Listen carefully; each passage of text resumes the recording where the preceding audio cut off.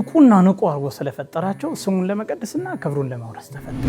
ስለዚህ ሊቃውንቱ በዚህ መልኩ ቀምረው በአንድ ላይ ያረጉትና አብይ ጾም ማለት ነው።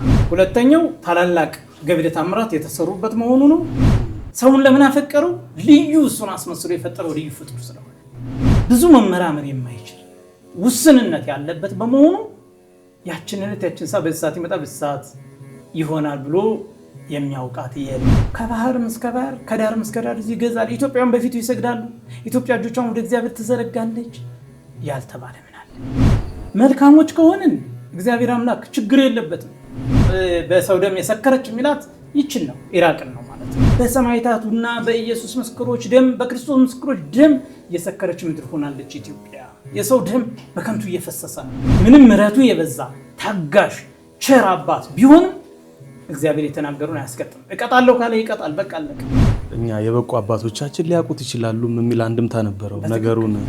አመንክም አላመንክም 8ኛው ሺህ ሊሞላ 20 ዓመት ሲቀረው ዓለም ትጠፋለች። አንፍ ይጹም፣ አፍ ይጹም፣ እዝን ይጹም፣ አይን ይጹም እያለ የስሜት ሕዋሶቻችን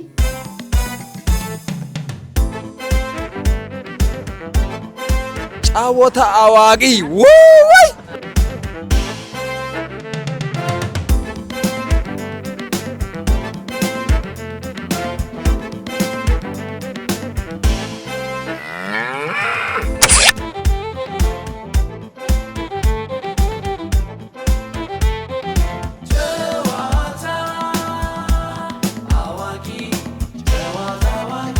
በአይቤክስ ሚዲያ።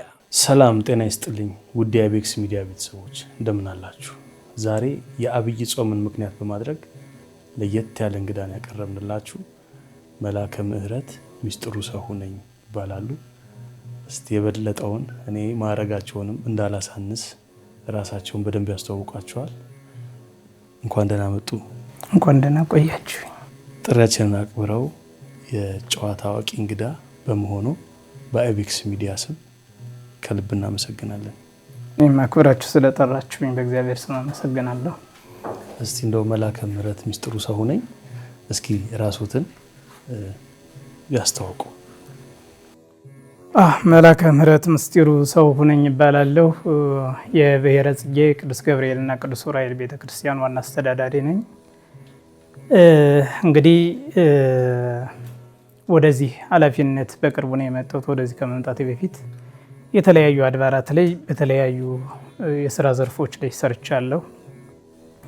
ትንሽ ከሚባለው ጀምሮ ያው በየደረጃው የተለያዩ አድባራት ላይ ቀደም ሲል እንደ ብሔረ ጽጌ ማርያም፣ እንደ አዲስ አምባ ኪዳነ ምሕረት፣ በኋላም ደግሞ ታላቁ ካቴድራል አስኮ ደብረ ገነት ቅዱስ ገብርኤል ለተወሰኑ ዓመታት በዚህ መልኩ እያገለገልኩ ቆይቻለሁ። ያው በአሁኑ ሰዓት ደግሞ ፈቃድ እግዚአብሔር ሆኖ ያው በብሔረ ጽጌ ቅዱስ ገብርኤልና ቅዱስ ዑራኤል ቤተክርስቲያን በአስተዳዳሪነት እየሰራሁ እገኛለሁ። በእኔ ደረጃ እስከማውቀው ድረስ የመንፈሳዊውንም እውቀት የዓለምንም እውቀት ጥንቅቅ አድርገው የሚያውቁ ሰው እንደሆኑ ተረድቻለሁና እስኪ ስለዛም አንዳንድ ነገር ቢነግሩኝ። በመሰረቱ ጥንቅቅ የሚባል ነገር የለም። ሰው የቻለውን ያህል ትንሽ እውቀት፣ መጠነኛ እውቀት፣ ደረጃውን የጠበቀ እውቀት፣ ከዚያ ከፍ ያለ እውቀት ሊኖረው ይችላል በደረጃ ማለት ነው እንጂ እያንዳንዱ ሰው በምድር ላይ ጥንቅቅ ያለ እውቀት አለው የሚባል አይደለም። የሆነው ነው መቼም ጥንቅቅ ያለ እውቀት ከሚለው ይልቅ እንደው ከዘመናዊውም ከመንፈሳዊውም የተወሰኑ ነካ አድርገዋል በሚል ቢስተካከል የተሻለ ነው የሚሆነው። እንደተባለው ከህፃንነቴ ጀምሮ ያው በአብነት ትምህርት ቤቶች ያው ከፊደል ጀምሮ ዳዊት፣ ዜማ፣ ጾመ ድጓ፣ ቅኔ ምናምን እያልን እንግዲህ በደረጃው የተወሰነ መልኩ ይህን ያህል የመጠቀ ወይም ደግሞ ሊቅ የሚያስብል አይነት ሳይሆን ግን ጥሩ ደረጃ በሚል መልኩ እግዚአብሔር ይመስገን እየተማርኩ መጥቻለሁ። በኋላም እንደገና ወደ ዘመናዊው ያው እንደ አዲስ ከዚህ ሁሉ ትምህርት በኋላ እንግዲህ አንድ ብዬ በመጀመር በመጠኑ የተለያዩ ዘርፎችን እንደተባለው በዚህ ጋዜጠኝነት ሙያም በትንሹ ቲያትሪካል አርትም ከየዘርፉ በትንሹ ያው መጠነኛ የሆነ እውቀት አለኝ ብል ይቀላል። እንደው ጥንቅቅ ያለ እንኳን ለማለት ትንሽ ስለሚከብድ ማለት ነው። እግዚአብሔር ይመስገን። በአሁኑ ሰዓት ደግሞ እንግዲህ በታላቁ ዩኒቨርሲቲ በቅድስት ሥላሴ ዲግሪን ይዣለሁ ማለት ነው። ያው በዚህ መልኩ ነው እንግዲህ ዞሮ አጫጭር ኮርሶችን የተለያዩ ኮርሶችን ወስጃለሁ። እሺ ወደ ዋናው ፍሬ ሀሳባችን ስንገባ የመጀመሪያ ጥያቄ እንዲሆን የፈለኩት ጌታችንና መድኃኒታችን ኢየሱስ ክርስቶስ ስጋ ለብሶ ወደ ምድር የመጣበት ዓላማ ምንድን ነው? የመጣበትን ዓላማውን ከማየታችን በፊት መሰረታዊ የሆኑ ነገሮችን ብንጠቅስ ጥሩ ይመስለኛል። በዚህ ዘፍጥረት ምዕራፍ 1 ቁጥር 26 ጀምሮ ስንመለከት እንግዲህ መድኃኒታችን ቅዱስ እግዚአብሔር ንግበር ሰባ ባሪያ ነው በአምሳሌነ፣ ባሪያችን እንደ ምሳሌያችን ሰውን እንፍጠር አለ ይለናል። እንግዲህ ይህን ሲል ምንድነው ክብሩ በባህሪው እንደቀረ አውቆ እሱን የሚመስለው በሱ ልክ ማሰብ የሚችል አእምሮ ያለው ሰው መፍጠር ፈለገ ነው እንግዲህ እንደሚያስረዳን። ሲፈጥረውም እንግዲህ ብዙ ፍጡራን ፈጥሯል። ከእሁድ ጀምረን እስከ አርብ ድረስ ያሉ ብዙ ፍጡራንን መጥቀስ እንችላለን። እነዚህን ሁሉ ከፈጠረ በኋላ ግን በዕለተ አርብ የፈጠረው ሰው ግን ምሉ የሆነ ፍጡራንን ሁሉ ሊገዛ የሚችል ማስተዋል ያለው መልካም ሰው እንደፈጠረ ይነግረናል። ይህንንም ሲለን እንግዲህ ፍጡራን ሁሉ ይላል ለአንክሮና ለተዘክሮ ተፈጠሩ። የሰው ልጅና መላእክት ግን ስሙን ለመቀደስና ክብሩን ለመውረስ ተፈጠሩ። ብቁና ንቁ አድርጎ ስለፈጠራቸው ስሙን ለመቀደስና ክብሩን ለመውረስ ተፈጠሩ። እንግዲህ በዚህ ልክ የሰውን ልጅ ከፍ አድርጎ ባሪያው በምሳሌው በመልኩ የፈጠረው መልካም አድርጎ የፈጠረው የሰው ልጅ ግን ብዙ ርቀት ሳይሄድ ለ7 ዓመታት ያክል በገነት በመልካም ከኖረ በኋላ ትእዛዙን አፈረሰ ይለናል። እንግዲህ ገደብ አበጅቶለታል። እግዚአብሔር የሕግ አምላክ ነው፣ የሕግ ባለቤት ነው፣ መልካም አባት ነው። በዚሁ ላይ ታርመው ታንጸው የሚያድጉ ልጆች ያሉት መልካም አባት ነው። ስለዚህ ዝም ብሎ ፈጥሮ ልቅ አለቀቀውም። የሰው ልጅ በገደብ ነው ያስቀመጠው። በገደብ ሲያስቀምጠው ግን በገነት መካከል ካሉ ዛፎች ብላ፣ በዚህ በገነት መካከል ካለችው ዛፍ ግን አትብላ ብሎ የከለከለው ክልከላ ነበር። ያንን አፈረሰ። የሰው ልጅ በምክረ ሰይጣን ተሳሳተና ሰይጣን ለሰው ልጆች አይተኛምና አስቀድሞ ሰው ከመፈጠሩ በፊት መላእክትን ፈጥሮ ነበር። ክርስቶስ መላእክት ተፈጥረው ነበርና በዕለተ እሑድ ነው የተፈጠሩት። ከተፈጠሩ በኋላ ክርስቶስን ስላላዩት ተሰወረባቸው ይለናል። ሲሰወርባቸው አካሉን ገዘፍ ያለ አለቃም አድርጎ ደግሞ ከሁሉም መላእክት አለቃ አድርጎ የፈጠረው ማንን ነበረ? ሳጥናኤልን ነበረ። እሱም ታላቋን መንግስተ ሰማያትን የምታክል ታላቋን ከተማ ነበር ለሱም የፈጠረለት። በዚህ ጊዜ ሳጥናኤል ዙሪያ ገባውን ከተመለከተ በኋላ የገዘፈ ሰውነቱን ተመልክቶ አነ ፈጠርኩክሙ አላቸው። እኔ ነኝ የፈጠርኳቸው አለና በትዕቢት ተናገረ። ምንን አስቦ? ምናልባት እማባ አልቦ ዝም ብሎ በቃ ማንም አስገኝ ሳይኖራቸው የተገኙ ስለመሰለው ወይም ደግሞ አስገኙ በመካከላቸው ስለሌለ ስላጣው አነ ፈጠርኩክሙ እኔ ፈጠርኳቸው አላቸው በድፍረት። በዚህ ጊዜ መላእክቱ ግማሹ ጥርጥር ውስጥ ገባ፣ ግማሹ ደግሞ ሳጥናኤልን መሰለ። እነ ቅዱስ ገብርኤልና እነ ቅዱስ ሚካኤል የመሳሰሉት ደግሞ ወደ አንድ ነገድ ቆሙ። ቅዱስ ገብርኤል ለምሳሌ ንቁም በበህላዊ ነስከን ረክቦ ለአምላክነ፣ የፈጠረንን ያስገኘንን አምላካችን እስክናገኘው ድረስ በያለንበት እንዝና እንቁም ብሎ ተናገረ። እሱን የመሰሉት ቅዱሳን መላእክት ቅዱሳን ወገን ሆነው ተቆጠሩ ማለት ነው። ሳጥናኤልን በጥርጥር ያሉ የአየር ጋኔን ምናምን የመሳሰሉ የምንላቸው እነ ሳጥናኤል ደግሞ ወደ በርባሮስ ወደ ውስጥ ወደ ጨለማ ወደ ጥልቁ ተጣሉ። በዚህ መልኩ ከሄዱ በኋላ እንግዲህ ያቺ ታላቋ ለሳጥናኤል የተፈጠረችው ታላቋ ከተማ መንግስተ ሰማያት ባለቤት ያስፈልጋት ነበር። ማን ተፈጠረ? በመልካችን እንደ ምሳሌያችን እንፍጠር ተብሎ የተነገረለት አዳም ተፈጠረ።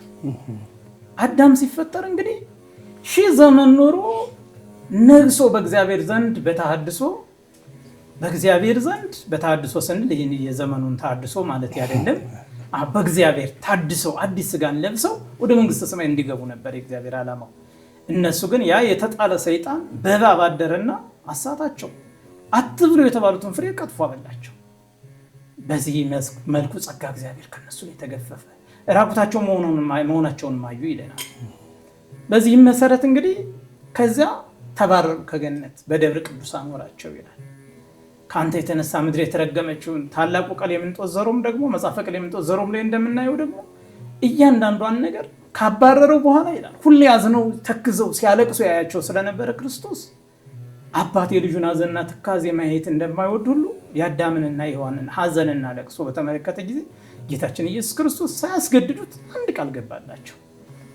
አትጨነቅ፣ ቀድመህ አሁን በዚህ መልኩ እንደወጣ በኋላ ከልጅ ልጅ ተወልጄ በሐሙስ ዕለት ወመንፈቃ ለዕለት ትወልድ ወለተ ወለትከ ወእድግ ውስተ መደብከ በአምስት ቀን ተኩል ሲፈጸም ከልጅ ልጅ ተወልጄ ካንተ ዘር ከሆነችው ከልጅ ልጅ ከማርያም ከሚሏት ከሷ ተወልጄ በሜዳ ላይ ሁሉ ድሼ ዳዴ ብዬ በሞቴ በስቅለቴ ቅዱስ በሆነች ትንሣኤ አድንሃለሁ ብሎት ነበር። እንግዲህ ጌታችን ኢየሱስ ክርስቶስ ወደ ጠየቀኝ ጥያቄ ልምጣልህና ሰው የሆነበት ዓላማ ለዛች ለታላቋ ከተማ ለመንግስተ ሰማይ ባሪያውና በምሳሌው የፈጠረው ፍጥረቱ ወይም ደግሞ ልጁ ጠፍቶበታልና ከብዙ ከረጅም ቅጣት በኋላ ያድነው ዘንድ ወደደ።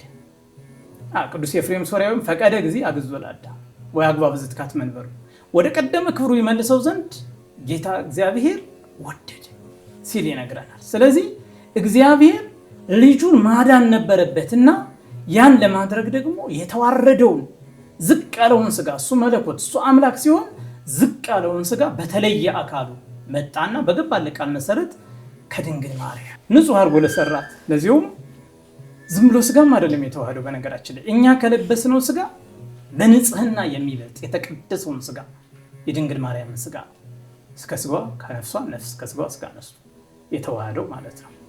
ይህም ሲባል እንግዲህ ታላቁ ሊቀ አባ ሕርያቆስ ዘንጥንተ ስጋሁ ለአዳም ይላል።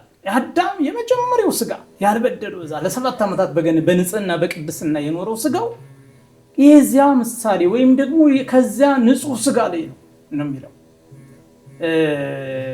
ቅዱስ ደቅስዮስ በታምረ ማርያም መቅደም ላይ አስቀድማ በአብ ልቡና ታስባ ትኖር ነበር ይላል። እነዚህን ሁሉ ወደ እውነታነት የሚያመጣልን እንግዲህ የመጽሐፍ ቅዱስ ክፍል የሆነው ትንቢተ ኢሳይያስ ምዕራፍ 1 ቁጥር 7 ጀምሮ ስንመለከተው እግዚአብሔር ጸባዖት ይላል ንጹህ ዘርን ባያስቀምጥልን ኑሮ እንደ ሰዶም በሆንን ገሞራንን በመሰል ሲል ይናገራል። ስለዚህ ያችን ንጹህ ዘር ባስቀመጠልን ንጹህ ዘር መሰረት እኛ የመዳን ተስፋችን በዛች ንጹህ ዘር ሆኗል ማለት ነው። ያንን ስጋ ተዋህደ መጣ ተወለደ 5 ቀን ተኩል ወይም ደግሞ በእኛ 5500 ዘመን ሲፈጸም በገብርኤል ብስራት አበሰራት። ያችን ንጹህ አገኘ። ሌላ ንጹህ ሊገኝ አልቻለም ከቶ ምንም ቅድስና ቢኖራቸው ምንም ንጽህና ምንም መልካሞች ቢሆኑ ቅድስት ድንግል ማርያም የሚተካ ሰው ግን ፈጽሞ ሊያገኛል እግዚአብሔር ይላል አባ ሕርያቆስ። እንደውም ሲቀጥል እግዚአብሔር አስተንፈሰው አጼነው ማዕዛዚያች እግዚአብሔር አየ ተመለከተ አሸተተም እንዳንቺ ያለ መዓዛ ያለው ከቶ አላገኘም እንዳንቺ አይነትም አላገኘም። ስለዚህ ይህች ድንግል ማርያም ንጹህ መሆኗን የተለየች መሆኗን ደግሞ የምናረጋግጥበት ንጹህ ዘር መሆኗን ደግሞ የምናረጋግጥበት ራሱ ኢሳይያስ እኛስ ጽድቃችንስ እንኳ ከመርገም ተቆጠረ እንደ መርገም ጨርቅ ሆነ። አይ ምንም መልካም ነገር ብናደርግ ምንም መልካም ስራ ብንሰራ ከዛ ከሲኦል ሊያድነን አልቻለም። 5500 ዘመን ወደ ሲኦል ነበር ሲጋዙ የነበሩት። ስለዚህ ከዚያ ከመከራው ሊያድነን አልቻለም ሲል ይናገራል። ድንግል ማርያም ሁሉ ከዚያ ሁሉ የጸዳች ንጽሕት ቅድስት በመሆኗ እግዚአብሔር ተዋሃዳት ለመዳንም ምልክት ምክንያት አደረጋት። በመስቀል ላይ ዋለ ዞሮ 33 ዓመት ከ3 ወር ዞሮ አስተማረ። አንዱ ስለ አንዱ መሞት እንዳለበት አንዱ ስለ አንዱ በትህትና መኖር እንዳለበት አንተ ትብስ አንተ ትብስ ተባብሎ እንዲኖር እግዚአብሔር ሰማይና ምድርን ሲፈጥር ለይኩን ብሎ የፈጠረ አምላክ ነገር ግን የሰው ልጅ ለማዳን ደግሞ 33 ዓመት ለፍቶ ደግሞ በስቃይ በመከራ በመስቀል ላይ ዋለ። ተወጋ። ተራ ሲሆኑ ርኩስ ምራቃቸውን ተፉበት፣ ቸነከሩት። ሳዶር አላዶር ዳናት አዴራ በሚባሉ በ5 ቀናት አሰቃዩት፣ ቸነከሩት። ያን ሁሉ ሲያደርግ አባት ወይ ይቅር በላቸው የሚያደርጉት አያውቁም። ይህ ሁሉ እኛ እንማርበት ዘንድ ነው። ለሚደርስብን መከራ ለሚደርስብን ፈተና ሁሉ ይህንን እያሰብ እግዚአብሔር ወይ ይቅር በላቸው እያልን እንድናሳልፍ።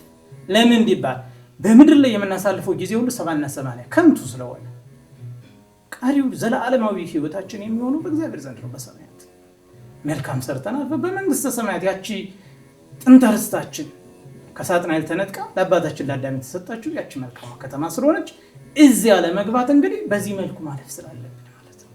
እግዚአብሔር በዚህ መልካም ነገርን አደረገልን። በዚህ የድንግል ማርያም ስጋ ለበሰ። በመስቀል ላይ ተቸነከረ፣ ሞተ፣ በተናገረው መሰረት ተቀበረ፣ በሶስተኛው ቀን ከሙታን ተለይቶ ተነሳ፣ በአርበኛው ቀን ወደ ሰማይ አረገ። ስራውን አከናወነ፣ አጠቃለለ። በቃ እንግዲህ የመሞቱ ወደዚህ ምድር የመምጣት ስጋን የመልበሱ ታላቁ ምክንያት በክብር የፈጠረው ሰው ክብሩን አጥቶ መዋረዱ ወደ ክብሩ ይመልሰው ዘንድ ነው ማለት ነው። ደስ የሚል ሰፊ ግን አጠር ባለ መንገድ ቆንጆ አገላለጽ ነው የገለጹልን አባታችን፣ እናመሰግናለን። እውነት ለመናገር እኔ እርሶ ፊት እንደዚህ ተቀምጬ ከእርሶ እኩል ተለክቼ መገኘት የሌለብኝ ሰው ነኝ። እውነት ለመናገር እንግዲህ ድካሜን እግዚአብሔር ያውቃል። ሁላችንም ደካሞች ነን። ስጋ የለበሰ ሁሉ እጅግ ደካማ ነው። እሺ አባታችን እናመሰግናለን። አብይ ጾም ከሌሎቹ አጽዋማት የሚለይበት ምንድን ነው? መልካም። አብይ ጾም እንግዲህ ስናየው አብይ ጾም በራሱ ከመጀመሪያው አመጣጡ በአንዴ የመጣ አይደለም። ለምሳሌ የመጀመሪያውን ሳምንት ብናየው ቀደም ብዬ የገለጽኩትን ታሪክ ነው የሚገልጽልን። ዘወረደ እምላእሉ አይሁድ ሰቀዱ ወሚመ ኢያእመሩ እግዚአብሔር ሁሉ ዘያዩ በቃሉ እያለ የድጓው ክፍል የጾሙ ድጓ ወይም ደግሞ ጾመ ድጓ ላይ ታላቁ ቅዱስ ያሬድ ኢትዮጵያዊ ሊቅ ምን አለ? በደንብ አድርጎ ነገረ መለኮትን የተረጎመ በእውነቱ በዜማ የቀመረ ታላቁ ሊቅ ምንድን ያለው? ዘወረደ እምላእሉ አይሁድ ሰቀዱ ወሚመ ኢያእመሩ እግዚአብሔር ሁሉ ዘያዩ በቃሉ፣ በቃሉ ሁሉን የሚያድን የሁሉ ጌታ የሆነውን ክርስቶስን አላወቁትምና ይላል። ከሰማይ የወረደውን እሱን አላወቁትምና አይሁድ ሰቀሉት ይላል። አይሁድ ሰቀሉት ይላል። ስለዚህ ቀደም ሲል የተናገርኩት ከሰማይ የመጣበትን ምክንያት በኋላም ሲያስተምራቸው ዞሮ ባለማወቃቸው ያደረጉት ምንም ዓላማው ቢሆንም መሰቀልና መሞት ዓላማው ቢሆንም እነሱ ግን ባለማስተዋላቸው ማድረጋቸውን ነው እንግዲህ ሲወቅሳቸው ቅዱስ ያሬድ ሲኮንናቸው የምናየው ማለት ነው። ስለዚህ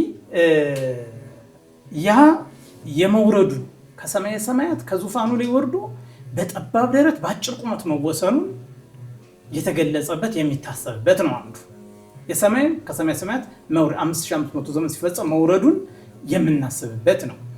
ሌላው ያቺ ሳምንት ሕርቃል የሚባል አንድ ንጉስ ፎቃ በሚባል የአሕዛብ ንጉስ መስቀል ከንትን በኋላ ጌታ ተሰቅሎ ሙቶ አርጎ ከዛ በኋላ በነበረው ሰዓት በክብር ከተቀበለበት መስቀሉን ወስዶ ክርስቲያኖችን እያሰቃየ እየገደለ ሲያስቸግር አንድ ሕርቃል የሚባል ንጉስ እኔ እኮ መስቀሉን አስመልሰው ነበረ ግን ኃጢአት ይሆንብኛል ሰው መግደል ኃጢአት ስለሆነ ሲል ግድ የለም አንተ አስመልስልንና ያንተን ኃጢአት እኛ እንሸከመዋለን አሉት። ሄደ እንደተባለው ያን ፎቃ የሚባለውን ንጉስ ሕርቃል የሚባለው ወጋው፣ መስቀሉን አስመለሰ፣ ገደለው። በዚያም መሰረት አንዷን ሳምንት ሕፃን አዛውንት ሳይባል ሁሉም ጾመለት፣ ወደ እግዚአብሔር ጾመለት፣ ኃጢአቱ በመግደሉ ይቅር እንዲለው ማለት ነው። ስለዚህ የእሱንም ያችን መታሰቢያ አድርገን እንጾማታለን ማለት ነው። ሌላው ሙሴንም ትባላለች። ሙሴ 40 ቀን መጾም ወደኋላ ያለው እንደማሰብም እሷን በዚህ ሳምንት ውስጥ እናስባታለን ማለት ነው። እንግዲህ 40ው ጾም ጌታችን ኢየሱስ ክርስቶስ የጾመው 40ው ጾም የሚታሰበው መቼ ነው ማለት ነው? አሁን ካለፈው እሁድ ከቅድስት ጀምሮ ነው ማለት ነው። ዛሬ እሁድ፣ ሰኞ፣ ማክሰኞ 3ኛ ቀን ላይ ነን አይደል? አሁን ይሄ ሳምንቱ ምን ይባላል? ቅድስት ይባላል። ቅድስት ማለት እግዚአብሔር ከጥምቀት በኋላ ወደ ገዳመ ቆሮንቶስ ገብቶ የጾመበት በሰይጣንም የተፈተነበት ስስትን ማንኛውም ፈተና ሁሉ ዲያብሎስ እንዴት ድል እንደሚነሳ ድል የነሳበት በጾም ታላቅ ድል ማድረግ እንደሚቻል ያሳየበት ታላቅ ጾም ነው ማለት ነው። ስለዚህ ይሄ 40ው ቀን እንዳለ ነው። ቀጣይ ምኩራብ፣ መጻጉዕ እነዚህ ሁሉ የተለያየ ደብረ ዘይት፣ ገብርኄር፣ ኒቆዲሞስ፣ ሆሳዕና፣ ፋሲካ እያለ ይሄዳል እንግዲህ ሳምንቱ ማለት ነው። ይህን ቀመር የቀመረው ቅዱስ ያሬድ ነው። ስም የሰየመላቸው ለእያንዳንዳቸውም ድርሰት ደርሶ በአራራይ በግዕዝ በዕዝል አድርጎ ድርሰቶችን ደርሶ በዚህ ልክ የቀመረላቸው ቅዱስ ያሬድ ነው። ከብሉይም ከሐዲስም ከሌሎች መዋልድም እየወሰደ እየደረሰ በዚህ መልኩ ያዘጋጀለ ቅዱስ ያሬድ ነው። ለምን ልዩ ሆነ የሚለውን ካሰብን እንግዲህ አንደኛ በእንትንም ስናየው ከሁሉም አጽዋማት ትልቅ ነው። የሚፈጀው ጊዜ ወደ 55 ቀናት ነው አይደለ? ትልቅ ነው። ሁለተኛ ከዚህ ሕርቃል ወይም ደግሞ ዘወረደ አለች። መጨረሻ ላይ ደግሞ ሆሳዕና ደግሞ እሱ ጌታችን ኢየሱስ ክርስቶስ እስከ ሆሳዕና ዕለት ነው የጾመው። ከዛ በኋላ ያለችው ሕማማቷ ደግሞ እንደገና አንዷ ሳምንት ደግሞ 5500 ዘመን በጨለማ ተይዘው በስቃይ ይኖሩ የነበሩ ነፍሳትን ከአዳም ጀምሮ እና አብርሃም እና ይስሐቅ ሌሎች ደጋግ አባቶቻችን የምናስብባት መልካም ጊዜ ናት ማለት ነው ያችኛዋ።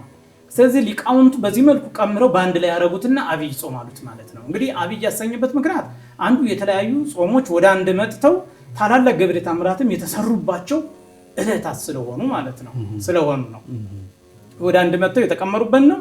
ሁለተኛው ታላላቅ ገቢረ ተአምራት የተሰሩበት መሆኑ ነው። ሌላውና ዋናው ደግሞ ጌታችን ኢየሱስ ክርስቶስ መጥቶ የጾመው ራሱ የጾመው ታላቅ ጾም ስለሆነ እንደገና ደግሞ ከዚያም አልፎ ደግሞ ለ5500 ዘመን ከነበረብን ባርነት ነፃ የወጣንባት የመጨረሻዋ ዓርብ ተሰቅሎ ዓለምን ያዳነባት ዕለትም ከዚሁ ጋር የተያያዘች ስለሆነ እንዳጠቃላይ እንግዲህ አብይ ጾም ወይ ደግሞ ታላቁ ጾም እንለዋለን ማለት ነው። ታላቅ የሚያነሰኙት ከብዙ በጥቂቱ እነዚህ ናቸው። እሺ መልካም ደስ ይላል።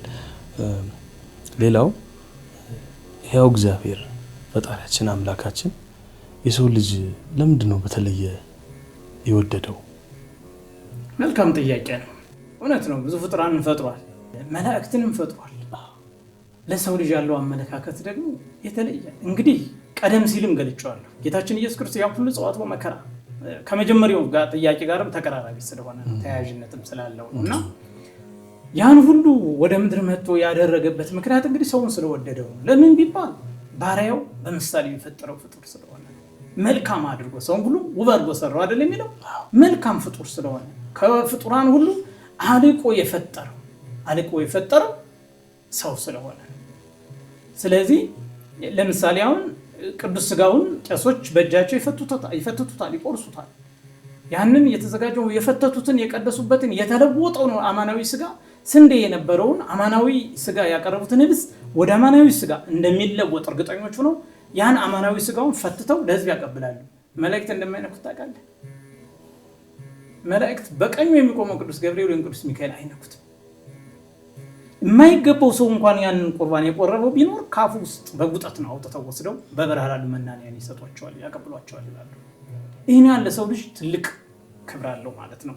ለምን ቢባል እንዳልኩት የላቀ ፍጡር ባሪያውና የመጀመሪያው ባሪያውና በአምሳሉ የተፈጠረ ንቁ ፍጡር ስለሆነ፣ ሁለተኛ ደረጃ ደግሞ እንደገና በሳጥናኤል ፈንታ በክብር ተፈጥሮ ከመላእክት ከተሞች ሁሉ የበለጠችው ርስትም ደግሞ የተሰጠችው የሰው ልጅ ስለሆነ እንዳጠቃላይ ስናየው የሰው ልጅ ተፈጥሮ ከፍተኛና ልዩ ስለሆነ ልዩ አድርጎ ስለፈጠረው እግዚአብሔር ያንን ልዩ አድርጎ የፈጠረውን መልካም ሰው ለማዳን ሲል ወደደው፣ እስከ ሞትም ድረስ አደረሰው። አይደለም ፍቅር ሳይሆን ወልድ መንበሩ ዋብጾ እስከ አውድ ወይም ደግሞ እስከ ለሞት እስከ አደባባይ እስከ ፍርድ ድረስ ወይም ደግሞ እስከ ሞት ድረስ አደረሰው።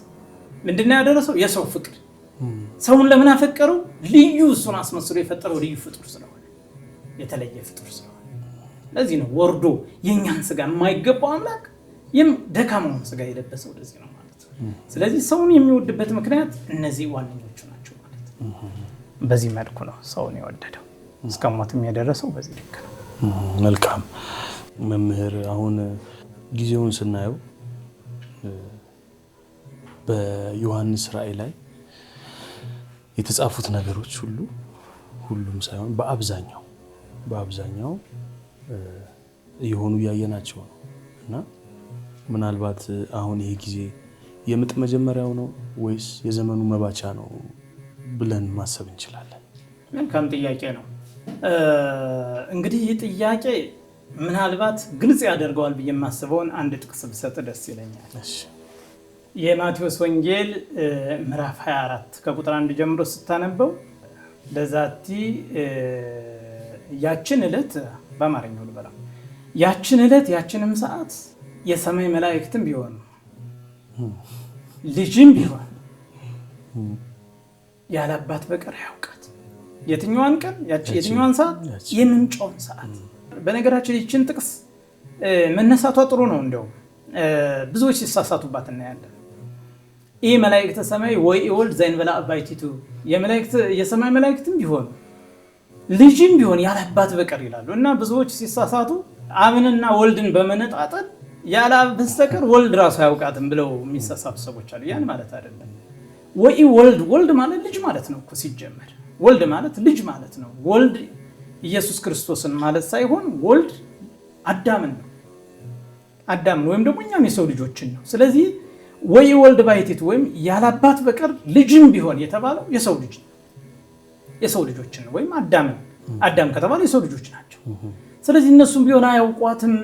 የሰው አይምሮ ብዙ ርቀት መጓዝ የማይችል ደካማ፣ ብዙ መመራመር የማይችል ውስንነት ያለበት በመሆኑ ያችን ሰዓት በዚህ ሰዓት ይመጣ በዚህ ሰዓት ይሆናል ብሎ የሚያውቃት የለም። የመጀመሪያውን አስቀድሞ ነግሮ ነበር። አዳምን ሲያስወጣው 5 ቀን ተኩል ብሎ ነግሮት ነበር።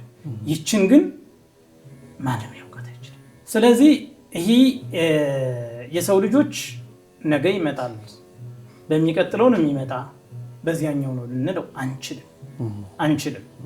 ምናልባት ለኢትዮጵያ በተለየ ሁኔታ የተሰጠ ጸጋ አለ። እግዚአብሔር የሚያውቀው ብዙ ጊዜ እንደዚህ ብለን ስናገር ኢትዮጵያ ብለን ስናገር ዝም ብሎ ራስ ወዳድነት የሌለንን መካ ብለው የሚናገሩ ሰዎች አሉ። ግን ለኢትዮጵያ ተሰጠ ምንድን ነው? ራሱ መጽሐፍ ቅዱስ እየመሰከረ እንዴ ከባህር እስከ ባህር ከዳር እስከ ዳር ይገዛል። ኢትዮጵያን በፊቱ ይሰግዳሉ። ኢትዮጵያ እጆቿን ወደ እግዚአብሔር ትዘረጋለች ያልተባለ ምን አለ? እንዲሁም አልፎ ተርፎ በመልክ በሁሉ ነገር የሚመስላቸው የይሁዳ ልጆችን ሲያናግራቸው እናንተ የኢየሩሳሌም ልጆች ወይ እናንተ ለኔ እንደ ኢትዮጵያ ልጆች አይደላችሁም ምን ይላል? እንግዲህ አንተ እኔ ብቀየምህ ዛሬ ነው የተገናኘ ነው አይደል? እኔ ባኮርፍ ወይም ደግሞ ለምን በእኔ ላይ እንዲያረክብልህ ተው እንጂ መላከ ምሕረት አንተ ለኔ እኮ እንደነሱ እንደ ወንድሞቼ ነህ ካልከኝ እንደነሱ ወድሃለሁ ከነሱ የተለየ አይደለም እንደማለት ነው። ያ ሲባል ግን የነሱ መውደድ ፍጹም የተረጋገጠ ነው ማለት ነው። እኔ ገና አዲስ ነኝ፣ እነሱን ግን በጣም እንደምትወዳቸው የተረጋገጠ ነው ማለት ነው። ስለዚህ እንደነሱ አይደለህም ምን ካልከኝ በቃ የነሱ ፍጹም መውደድ ነው እኔንም ወደዚያ ህብረት እያስገባኝ ነው ማለት ነው።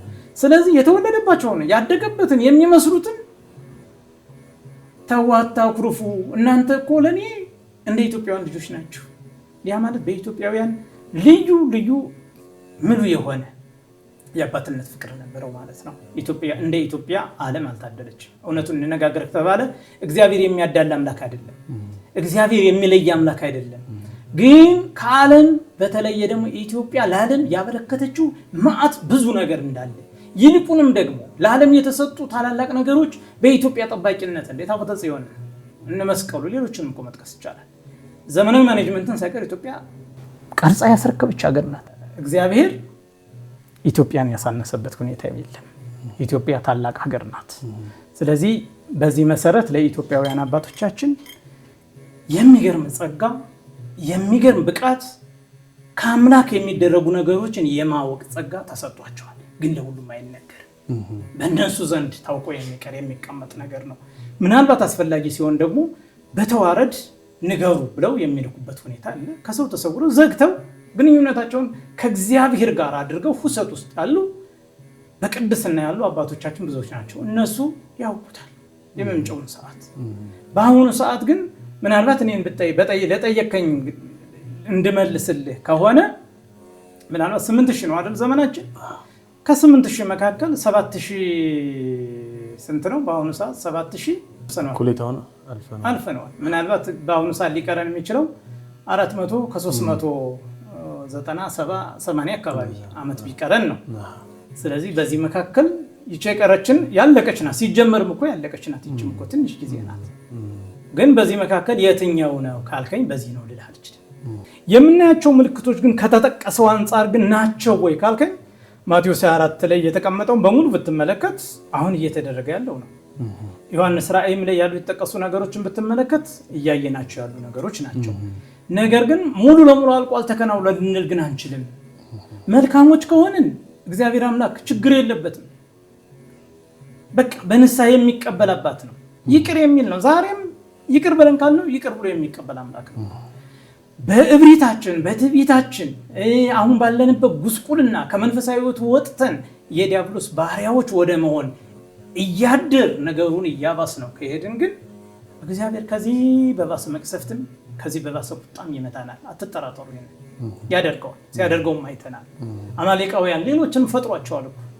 ግን ሕግን ስለተላለፉ ተገቢነት ስለሌላቸው የእግዚአብሔር ሕዝቦችን የሚያሳድዱ ስለሆኑ ማንም እንዳትተው ፍጃቸው ነው እንኳን ህፃን አዛውንት እንስሳ እንኳን አትል ሌላውን ተውትን እንስሳትን እንኳን ማርኮ ቢያመጣ እኮ እግዚአብሔር ገስጾታል ማርኮ ስላመጣ ለምን ቢባል እግዚአብሔር ትእዛዝ ነው እግዚአብሔር እኛ በማናውቀው እሱ በሚያውቀው መጥፋት ስለነበረባቸው እኛም ዛሬ ልባችን ካልተመለሰ ይህ ትውልድ ወደ መልካሙ ካልተመለሰ እግዚአብሔርን ካልፈራ በማስተዋል ካልተንቀሳቀሰ ይቀጣዋል አትጠራጠር ቅጣቱ እየባሰ ነው የሚሄደው እንደ ዛሬ ብዙ ነገር አይተናል እኮ እንግዲህ በዚህ በዮሐንስ ራእይ ምዕራፍ 17 ላይ ስንመለከት ከሰማዕታቱ ደምና ከኢየሱስ ምስክሮች ደም የተነሳ ሴቲቱ ሰክራ ነበር ይላታል ከሷም ጋር ብዙዎች አመነዘሩ ይላል ሴሰኑ ይላል ብዙ የዓለም ነገስታት ባለጸጎች ሁሉ ሴሰኑ ይህን ሚላት ታላቋን ባቢሎን ያላትን ኢራቅን ነው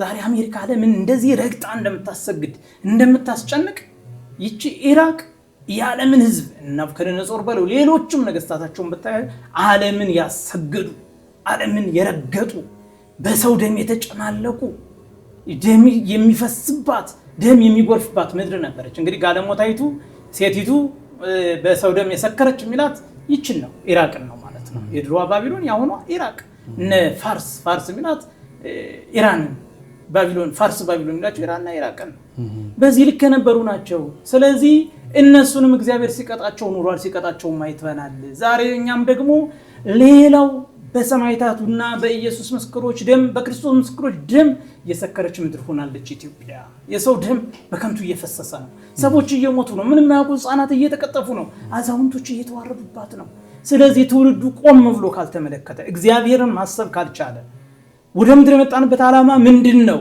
ተልእኮችንስ ምንድነው አሁን እየሄድንበት ያለው መንገድስ ልክ ነው ወይ የሚለውን ነገር ማስተዋል ካልቻለ እግዚአብሔር ይቀጣል ከተናገረ ወደ ኋላ የሚል ምንም ምሕረቱ የበዛ ታጋሽ ቸር አባት ቢሆንም እግዚአብሔር የተናገሩን አያስቀጥም እቀጣለሁ ካለ ይቀጣል በቃ አለቀ ስለዚህ መከራችን በዚህ መልኩ መንቀጥል ከሆነ ግልጽ ነው መከራችን እስከ መጨረሻው ድረስ በዚሁ ይቀጥላል ምንም መለስ ከሆነ ግን እግዚአብሔር ቸር አባት ሩሩ ደስ ይላል እንደውም እኮ እኛ በበደልነው ራሱ ካሳ አድርጎ አይደል እንዴ ወደ ምድር የመጣው አዳምን ነፃ ያወጣው ዘንድ ወደደ አይደል ሲወድ ግን ራሱን ካሳ አድርጎ እኮ ነው የማይገባቸው የሱፍጣኖች አዋርደውት ርኩስ ምራቅ ተፍተውበት ገርፈውት አጥንቱ እስኪቆጠር ድረስ አሰቃይተውት ይህን ሁሉ ያደረገ አምላክ ነው ስለዚህ አሁን ያለበት ሁኔታ የምጥ መጀመሪያ ብንለው የተሻለ ይሆናል የምጥ መጀመሪያ ብንለው የተሻለ ይሆናል ሌላው በመሃል ሲያወሩ ሲነግሩኝ የሰማሁት ምንድነው አባት ነው የሚያቀው ያለውን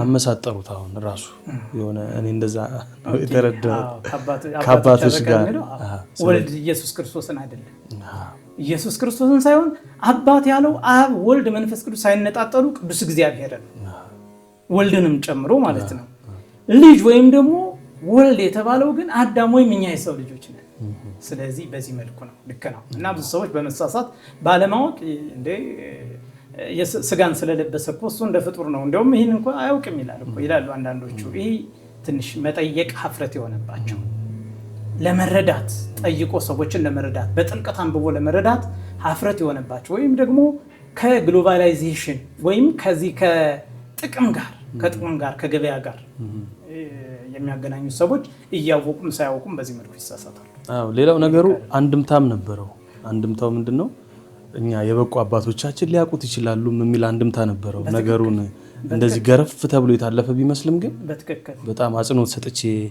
የተረዳሁት ሐሳብ ነውና በትክክል አሁን እንደው በሚዲያው ለሁሉም ቦታ አይነገርም እንዴ ነው አይባልም ነው እንጂ እኔ አንድ ትልቅ ሊቅ አባት ስጠይቃቸው አንድ የነገሩኝ ነገር አለ ይሄ ለህዝብ ተጠቅሶ ግን ይሆናል ተብሎ የሚነገር አይደለም አመንክም አላመንክም 8ኛው ሺህ ሊሞላ 20 ዓመት ሲቀረው ዓለም ተጠፋለች የሚል ቃል ነው ያሉኝ ሌላው የቴዎድሮስ ንጉሱ ሲመጣ ያኛው ሲመጣ እንደዚህ ሲመጣ ይሄ እንደው ዝም ብሎ ጫፍ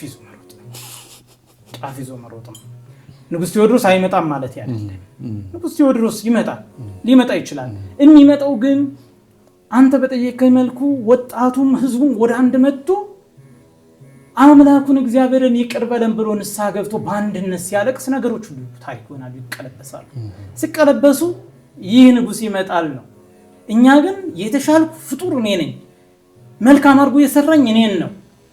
ያኛው ያነሰ ነው ስንል እኮ ጣዖት በልባችን ውስጥ ተክለን እየሰገድንለት እያመለክን ነው ማለት ነው። መልካም የሆነውን የክርስቶስን የእጁን ስራ እያንቋሸሽ ራሳችን ከፍ እያደረግን ነው ማለት ነው። ስለዚህ በዚህም እኮ እየወቀስነው ነው አምላክን እኮ እኔን ነው መልካም ያደረከኝ እንጂ ያን አንቋሸኸዋል። ያ ማለት ይህ ደካማ ፍጡር ደካማ ሰው አንዴ መልካም ስራ ይሰራል፣ አንዴ መጥፎ ስራ ይሰራል። እንደዚህ አድርጎ እንደሚሰራው ሁሉ አምላክ ክርስቶስንም ደግሞ አንተ እኔን መልካም አድርገኝ ያኛውን ቆሻሻ አድርገህ አውርደህ ሰርተዋል እያሉ ስራውን ማንቋሻሽ መናቅ፣ ይህን እንዲህ ነው ብሎ በድፍረት መናገር በራሱ ኃጢአት ነው። ክርስቶስ በዚህ ቀን ይመጣል ማለት እንደው ምስጢር የሆነው ረቂቅ የሆነውን ክርስቶስን በእኔ አይምሮ ለካሁት፣ እኔ ወሰንኩት፣ የሚመጣበትን አውቃለሁ፣ ደርሼበታለሁ፣ ተመራመሬ እንደማለት ነውና የተገቢነት የለውም ነው፣ ድፍረት ነው።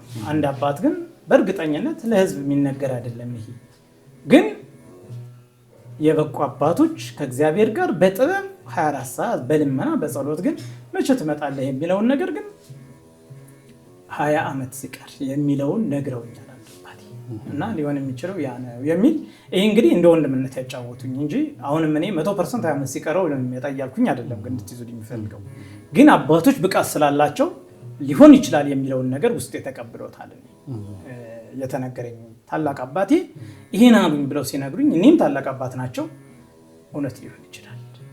እግዚአብሔር ማንም በሌላ መልኩ ይናገር። ኢትዮጵያውያን ደግሞ ትልቆች ናቸው፣ ትልቅ አባቶች አሉን፣ አልተጠቀምንባቸውም እንጂ። ስለዚህ በተለየ መልክ ካለም በተለየ ለእግዚአብሔር የቀረቡ ቅሩባን ስለሆኑ እግዚአብሔር ደግሞ ጸጋውን አፍስቶላቸዋል፣ ይገልጽላቸዋል። የምንነት ስላለኝ ሊሆን ይችላል። አመሰግናለሁ። ሌላው እዚሁ ጋር የመጣልኝ ጥያቄ ነው። አሁን አለባበሶትን ሳይሆን ያው ስለመሰለኝ ነው ከጾሙ ጋር የሚያገናኘው ነገር አለ? ጥቁር መሆኑ ከጾሙ ጋር የሚያገናኘው ነገር የለም። ያው ብዙ ጊዜ አባቶቻችን እንደውም ካያቸው ገዳማውያኑም ቢጫ ወይባ እንደው ለዚህ የቀረቡ አልባሳትን አፈር የሚመስሉ እነዚያን ለብሰው ነው የሚያገለግሉት፣ የሚጾሙት፣ የሚጸልዩት። ጥቁር ልብስ ብዙ ጊዜ የሀዘን መገለጫ ነው ተብሎ ይታሰባል። ብዙ ሰዎች እንዲለብሷቸውም አይመከርም ጥቁር ልብስ። በነገራችን ላይ ግን አባቶቻችን እኔ ለዚያ ወግ ማድረግ የበቃሁ ባልሆንም ለመምሰል ያክል ነው የለበስኩት እንጂ አባቶቻችን አሁን የህዝቡን ሀዘን የህዝቡን መከራ በእያንዳንዱ ቀን ጽዋቶ መከራ ከርኩሳን መናፍስት ጋር እየተጋደሉ እየተዋጉ በሀዘን ላይ ወደ ክርስቶስ የሚኖሩ አባቶቻችን ግን ሁሌም በሀዘን ስለ ዓለም ሁሉ እያዘኑ እየጸለዩ የሚለብሷቸው አልባሳት ናቸው እነዚህ ጥቋቁር ቀሚሶች። እኔ በዓለም ውስጥ ነው የምኖረው ስል በብዙ መልኩ ዓለም ያላት ማህበራዊ ጉዳዮች ሁሉ እኔን ይመለከተኛል። እንደ ሰው እድር አለኝ፣ እንደ ሰው ማህበር አለኝ፣ የመሳሰሉትን ሁሉ ከውናለሁ። ባለትዳርም ነኝ፣ ቤተሰብ አለኝ። ነገር ግን በኃላፊነት ላይ ስንቀመጥ ደግሞ ብዙ ጊዜ እንደዚህ አይነት አልባሳትን አባቶቻችን ለመምሰል የምናደርጋቸው ናቸው እና ከዚያ ጋር ተያይዞ ሳይሆን ብዙ ጊዜ አገልግሎቴን በቤተክርስቲያን ውስጥ ሳከናውን ከምለብሳቸው ልብሶች እንዳንዱ ይህም ደግሞ ሚዲያ ስለሆነ ምንም የአገልግሎት ቦታ የቅድስና ስፍራ ባይሆንም ግን አገልግሎት ነው ይህምና ለብዙሃኑ ለህዝብ ሁሉ የሚቀር ቤተ መቅደስ ባይሆንም ግን ለብዙሃኑ የሚቀር ቃለ እግዚአብሔር ነውና ቃሉን ስንናገር እዚያ ባለን ግርማ እዚያ በምንለብሰው አለባበስ እዚያ ባለው መልኩ መቅረብ ተገቢ ስለሆነ ነው ለብሼ የመጣሁት እንጂ ይህ ጾሙን አስመልክቶ የለበስኩት አይደለም። ያው የካህናት የሚለብሱት ልብስ ነው። በአይቤክስ ሚዲያ የሰው ልጅ በዚህ በአብይ ጾም የሚሆን በየትኛውም ጾም አጽዋማት ላይ በተለይ አሁን የጾም ወቅትም ስለሆነ ከምን ነው መከልከል ያለበት? ከምግብ ብቻ ነው ወይስ ሌላ መከልከል ያለበት ነገር ይኖራል? መልካም ጥያቄ ነው። በእውነት የምታነሳቸው ጥያቄዎች ብስለት የተሞላባቸውና ሊያነጹ የሚችሉ ናቸው። መልካም ጥያቄ ነው የጠየቀኝ። እውነት ነው። ጾም ሲጾም ቅዱስ ያሬድ እንደውም እነዚህን ጠቅለል አድርጎ ምን ይላቸዋል? አንፍ ይጹም፣ አፍ ይጹም፣ እዝን ይጹም፣ አይን ይጹም እያለ የስሜት ሕዋሶቻችን አፍንጫም ቢሆን መጥፎ ነገር ይሄ ለእንትን ለምግብ ፍላጎት ለሆዳችን ከሚገፋፉን ሽታዎች ይጹም፣ ይቆጣ። ኃጢአት ለመስራት ከሚገፋፉን ከመጥፎ ነገሮች ለዝሙትም እንበለው ለስርቆትም እንበለው ብቻ መጥፎ ስራ ለመስራት ከሚገፋፉን ነገሮች ሁሉ ከማየት ይቆጣ።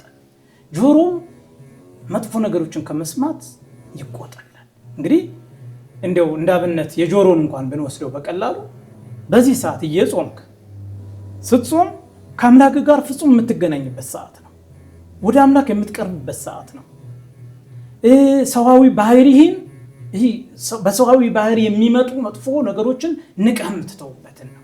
በመንፈሳዊ ኤክሰርሳይዝ ወደ አምላክ የምትገናኝበት ታላቅ ነው። ስለዚህ ከዚያን ሊመልሱ የሚችሉ ለምሳሌ ወሬዎችም ቢሆኑ ለዝሙት የሚወሩ ወሬዎች ላይ ጆሮዎችን መቆጠብ፣ በሌላ ጊዜ ያዳምጡ ማለት አይደለም። ይህን ሲል በተለይ ያኔ ወደ አምላክ በምንቀርብበት ሰዓት መጥፎ ሐሜቶችን ከመስማት መጥፎ ወሬዎችን ለግድያ ለመጥፎ ነገር ሊዳረጉን የሚችሉ ነገሮችን ከመስማት ሁሌም ጆሮአችን መልካም ነገር ቢቻል ቃሉን ብቻ እየሰማን ስለ መልካም ነገር እያሰብን እንድንጾመው ያስፈልጋል ማለት ነው። ያ ሲሆን ይህ ሰው በመሆናችን ስጋ በመልበሳችን ሊያሸንፉን የሚችሉ ሰይጣን ወይም ደግሞ በደካማ ጎናችን እየገባ ልንወድቅበት ከሚያዘጋጅልን ወጥመድ እንድናመልጥ መልካሞችን ነገር በማሰብና መልካሞችን በመስራት እንድናርፍ ሲነግረን ነው። የሰው ልጅ ጾም በሚጾምበት ጊዜ ጠግቦ የሚበላ ከሆነ ወይም ያለ ሰዓቱ ያለ ረፍት የሚበላ ከሆነ እግዚአብሔርን ሊረሳ ነው። ልቡ በትዕቢት ሊያብጥ ነው። ክፋትን ሊያስብ ነው። ሌላም ብዙ ነገር ዝሙትም ሌላም ነገር ሊያምረው ነው። ያ እንዳይሆን ግን ስጋውን ማድከም አለ። ጾም የምግብ መራብ አድማ አይደለም። ጾም ባጭሩ ስጋን የማድከም መጥፎውን ትቶ ወደ መልካሙ። በነገራችን ላይ የራበው ሰው ብሰድበው እንኳን መልሶ ሊሰድብ ፍላጎት አይኖረው። ከክፉ ነገር ሁሉ መቆጠብ ባጭሩ መልካም ስራዎችን መስራት። ለምሳሌ ስንጾም ስግደት ያስፈልጋል ለመድከም። የተገረፈውን ግርፋት ያን መከራውን 13ቱን ሕማማተ መስቀል ባጭሩ ማሰብ ያስፈልጋል።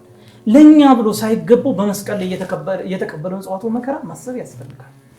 እነዚህን ሁሉ እያሰብን የጾምን እንደሆነ እግዚአብሔር ያሰብነው ነገር ካለ ይሟላልናል። የወጠነው ነገር ሁሉ የተሳካ ይሆናል። ሰዋዊ ባህሪያችን ወይም ደግሞ ለተፈጠርንበት ዓላማ አምላክን መስለን መፈጠራችን ወደ አምላክ እንድንቀርብ ያደርገናል ማለት ነው። ለምሳሌ መጥቀስ እንችላለን ከዚህ ላይ በጾም የተገኘውን ክፍል ቅዱስ ሙሴ አይደለም ከነዚህ ከጠቀስኳቸው ሁሉ መገናኘት ሰው የሚባለው ፍጡር ባይኑ እንዳያይ እንኳን በሲና በረሃ በተራራ ውስጥ በዚያ ተሰወረ። 40 ቀን ሙሉ ጾመ፣ ጸለየ፣ ምግብ አልቀመሰም፣ አልበላም። ከ40 ቀን በኋላ ህግጋቱ ከእግዚአብሔር ጋር ተገናኘ። እንግዲህ አያችሁ የጾም ውጤቱ ከአምላክ ጋር እስከመነጋገር ድረስ አገናኘው ማለት ነው። 40 ቀን መቆየት አይደለም። እኛ በእውነቱ በዚህ ሁኔታችን እኮ ያለ ውሃ 3 ቀን 4 ቀን መቆየት ከባድ ነገር እኮ ነው። ደግሞ ሁሉ እንችላለን አንችልም። ሙሴ ግን ውሃ ሳይጠጣ ምግብ ሳይበላ 40 ቀን ጌታችን ኢየሱስን በነገራችን ኢየሱስ ክርስቶስ 40 ሌሊት 40 መዓልት ነው የጾመው። ሙሴም 40 ሌሊት 40 መዓልት ጾመ። ታቦተ ሕጉ ተሰጠው ሄደ። ሙሴ ወደ እነሱ በመጣ ጊዜ ህዝቡ በበደል ላይ የነበሩ ይልቁንም እሱ ሲጠፋ አሮንን ምስል እንሰራለን ብለው እየሰገዱ ስለነበሩ ከእግዚአብሔር እቅፍ ወጥተው ከእግዚአብሔር ፍቅር ተነጥቀው ጸጋ እግዚአብሔር ከነሱ ርቆ ስለነበረ በኃጢአት ወድቀው ሙሴ ግን በጸጋ በጽቦ ወደ እነሱ ሄደባቸው። በሄደ ጊዜ ሙሴ ፊቱ እንደ ፀሐይ ያበራ ነበር። እጅግ 40 ቀን የተራበ ሰው ሳይሆን እጅግ የሚያበራ መልአክ መስሎ ነው ወደ እነሱ የተቀላቀለው። በዚህ ጊዜ ምን አሉ እስራኤላውያን? ሙሴ ተገልበብለን፣ ሙሴ ወይ ፊትን ሸፍንልን፣ እንድናየው አልቻልን፣ ፊትን ሸፍንልን አሉት። ጭራሽ ማየት እንኳን እንዳይችሉ ሆኖ ማለት ነው። ጸጋቸው የነዚያ ተገፏል፣ የሱ ደግሞ እጥፍ ሆኖ በስቶለት ስለነበረ ማለት ነው። ስለዚህ ሙሴ ተገልበብለን፣ ተሸፈንልን። በጾም የሚገኘው ጸጋ እጅግ ይህ ነው ተብሎ ሊለካ የማይችል ብዙ ነቢያትን መጥቀስ እንችላለን። በጾም ወደ አዲስ ኪዳን እንኳን ብንመጣ ጌታችን ኢየሱስ ክርስቶስ ሄደው ደቀ መዛሙርት ሊፈውሱ አልቻሉም ና ብሎ በወሰዱት ጊዜ ዝንቱ ዘመድ እየወጽ ዘንበለ ጾም ጸሎት ነው ያላቸው። እንደዚህ አይነቱስ ያለ ጾምና ያለ ጸሎት አይወጣም። አያችሁ ጸሎትና ጾም ምን ያህል ጉልበት እንዳላቸው። አሁን እኛ ዝም ብለን ጸሎትም ስናደርግ በቃላችን እናነበንባለን። መልካሙን ስራ ከልባችን አይደለም። እዚህ ግባ የማይባል ነገር ነው። እንራባለን፣ እንሳደባለን፣ ስርቆቱንም አልተውንም፣ ዝሙቱንም አልተውንም፣ ሌላ ስራዎችን ሁሉ እየሰራ በዘልማድ ግን ጾም 40 ቀን ጾም፣ ዛሬ ተፈታ፣ ዛሬ ቅበላ ሊያዝ ነው ይቆርጣል ህዝቡ። ግን ጾም እንደዚህ አይደለም። ከዚህ ጋር ተያይዞ ብዙ ጊዜ ይሄ ሩካቤ ስጋ፣ የባልና የሚስት ግንኙነት፣ ጾታዊ ግንኙነት እነዚህ ሁሉ ይነሳሉ። በነገራችን ላይ ሩካቤ ስጋ ቤተክርስቲያን ቀምራ ያስቀመጠቻቸው ሰዓታት አሉ። ዕለታት፣ ሰዓታት አሉ። ያን አክብሮ መጓዙም መልካም ነው።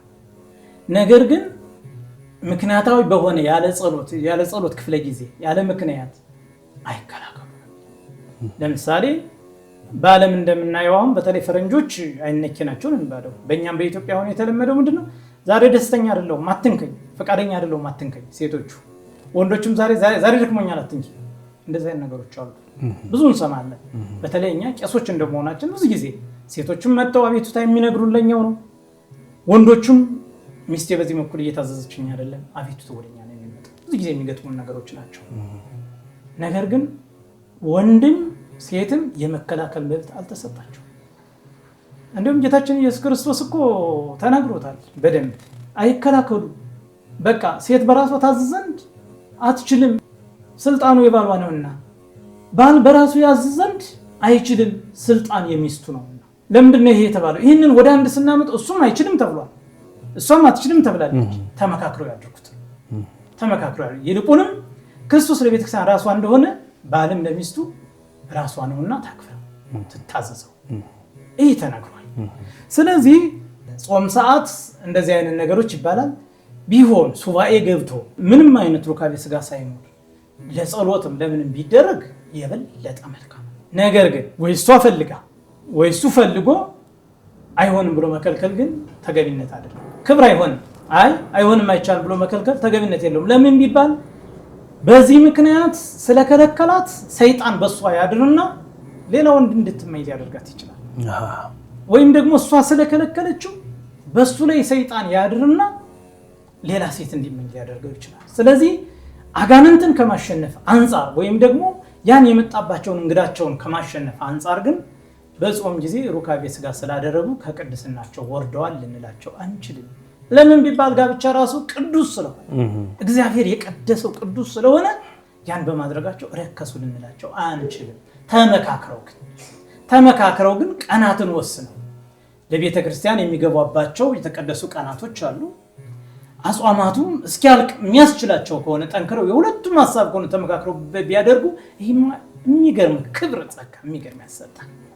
ያም ባይሆን ግን አልቻልኩምና ሩካቤ ስጋ ማድረግ አለብን ስላለች አንዲት ሴት ወይም እሱ ስላደረጉ ረከሱ ልንል ግን አንችል።